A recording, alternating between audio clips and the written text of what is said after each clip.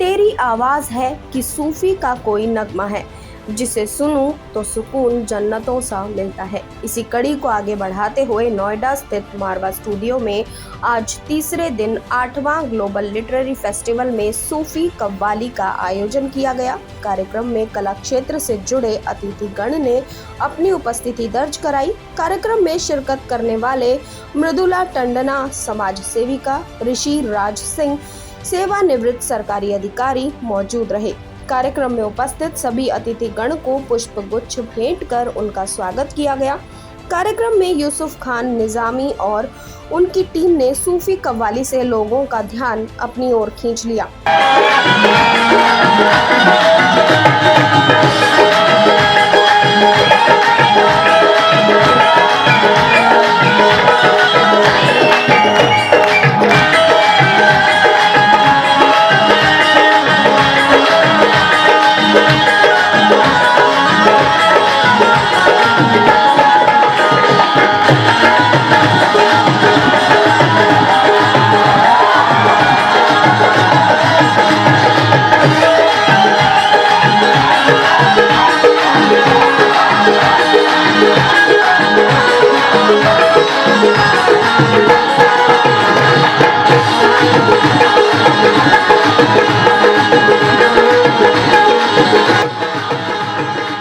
Sir, साहित्य के इस 3 दिवसीय त्यौहार में आपने कई अलग चीज़ें भी डाली, जिसमें कव्वाली भी है, संगीत भी है, कई चीज़ें हैं। इसका विचार कैसे आया कि कव्वाली, संगीत? देखिए, फिल्में हो, रेडियो की वार्तालाप हो, टेलीविज़न का प्रोग्राम हो या कोई किताब हो, हकीकत तो ये है कि जहाँ लिखा और पढ़ा जा रहा है वो कहीं ना कहीं साहित्य से जुड़ा हुआ है।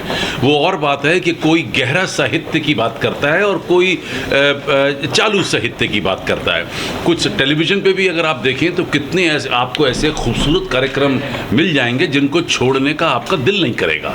तो वो एक अच्छे साहित्य की ओर, इसका मतलब हम लोग बढ़ रहे हैं। इसी तरीके से कोई अच्छी कविता, कोई अच्छा भजन, कोई अच्छी छंद, कोई मुहावरे, कोई लकोतियाँ, ये सभी कुछ तो साहित्य का हिस्सा है।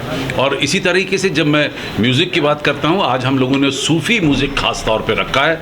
ये फिल्मी म्यूज़िक नहीं रखा ताकि कुछ लोग कहीं अटक ना जाए, जबकि फिल्मों में भी इतने खूबसूरत गाने हैं जो एक अच्छे साहित्य का हिस्सा बन चुके हैं।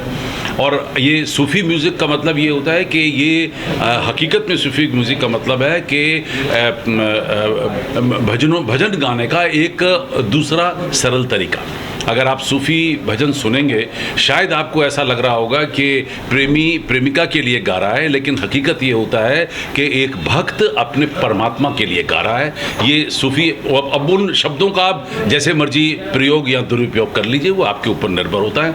और इसलिए संगीत को कला का एक बहुत बड़ा हिस्सा माना जाता है और उसका ऐसे भव्य अंतर्राष्ट्रीय मेले के अंदर उसका होना अति आवश्यक। पहले तो आप सबको बहुत बहुत लिटरेचर फेस्टिवल मुबारक। लिटरेचर फेस्टिवल का आज लास्ट दिन है और मैं चाहूँगा कि इसको बहुत खूबसूरत अंदाज में इसका समापन किया जाए और कव्वाली के, और वो भी सूफियाना कव्वाली के ताल्लुक़ से। हम अपनी कव्वाली में जो हिंदुस्तान का सूफीज़म है और जो सूफीज़म का पैगाम है, वो पैगाम जो है वो प्यार का पैगाम है, इश्क का पैगाम है कि जिसने प्यार किया, जिसने इश्क किया, उसने सब कुछ किया। उस परमात्मा से हमारी यही दुआ है कि अल्लाह ताला ये फेस्टिवल जो है मारवा स्टूडियो और मारवा सेलिब्रेशन जो हो रहा है, इसको हम अच्छे से अच्छे इसको पेश करेंगे। साहित्य से काफ़ी जुड़ाव है, तो किस तरीके से समझते हैं सूफीज़म का साहित्य कितना बढ़ रहा है? बिल्कुल, सूफीज़म से साहित्य सूफीज़म से जुड़ा हुआ है और सूफीज़म साहित्य से जुड़ा है। और ये हमारी हिंदुस्तान की गंगा जमनी तहजीब है। इसको सबसे ज़्यादा जो बढ़ा रहे हैं, इसको बढ़ावा दे रहे हैं, गंगा जमनी तहजीब को हमारे मारवा साहब कर रहे हैं। इनके लिए मैं दुआ करता हूँ कि अल्लाह ताला इनके काम में और तरक्की करे। और मैं दुआ करूँगा कि ऐसे फेस्टिवल अगर होते रहेंगे तो लोगों में प्यार बढ़ेगा, प्यार का एक पैगाम दिया जाएगा। गंगा जमनी तहजीब को आगे बढ़ाया जा रहा है, जो बहुत अच्छा है। गंगा जमुना की लहरों में प्यार के धारे बहते हैं, गंगा जमुना की लहरों में प्यार के धारे बहते हैं। हिंदू मुस्लिम सिख ईसाई मिलजुल कर सब रहते हैं। होली ईद दिवाली मुहर्रम मिलजुल कर सब करते हैं। और झंडा तिरंगा हाथ में लेके भारतवासी कहते हैं, क्या कहते हैं, प्यार किए जा, प्यार इबादत है। सुशील सर, 3 दिवसीय कार्यक्रम के आप डायरेक्टर रहे, कैसे कैसे तैयारियां की थी, कितना समय लगा था इस पूरी तैयारी को करने में, इस फेस्टिवल की? सबसे पहले उसके बारे में बताइए। देखिए, ये 3 दिन का जो फेस्टिवल है, ये ऐसा नहीं है कि सिर्फ 3 दिन ये फेस्टिवल जो आपने देखा है, तो इसके पीछे पूरे साल भर की मेहनत है। और लगातार जो साहित्यकार हैं उनसे हम जुड़ते रहते हैं, उनको हम पढ़ते रहते हैं और उनके बारे में जानते रहते हैं, और उसके बाद एक निर्णय लेते हैं कि किनको मंच पर बिठाना है, कौन लोग होंगे, कौन लोग शिरकत करेंगे, किनको अवार्ड दिया जा रहा है। तो एक लंबी प्रक्रिया है, लेकिन अब अच्छा लगता है, थोड़ा सा मज़ा आता है, क्योंकि ये 8th एडिशन है।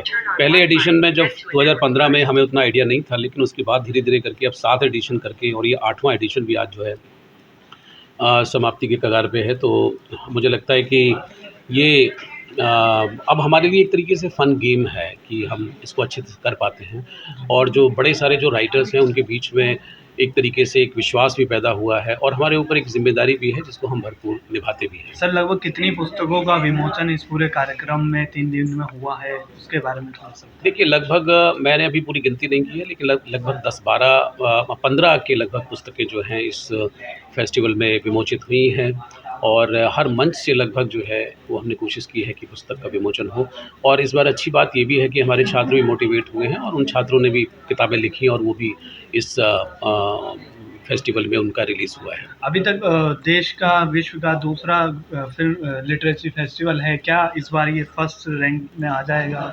देखिए, हमारा कभी ये होड़ नहीं रही कि हम फर्स्ट रैंक पे आए या दूसरे रैंक पे आए। हमें सिर्फ काम करने का मतलब है, और जो भी देश के अंदर फेस्टिवल कर रहे हैं, मैं उनको भी साधुवाद देना चाहता हूँ, वो भी बहुत अच्छा काम कर रहे हैं। लेकिन हमारा फेस्टिवल अपने आप में यूनिक है। यूनिक से मैं जब कहूँगा तो उसमें अंग्रेज़ी का वर्चस्व जो है वो रहता है। अंग्रेज़ी को हमारे लिए कुछ वो नहीं है, लेकिन हम उसके साथ साथ हिंदी भाषा और क्षेत्रीय जो भाषाएँ हैं उनका भी ध्यान रखते हैं।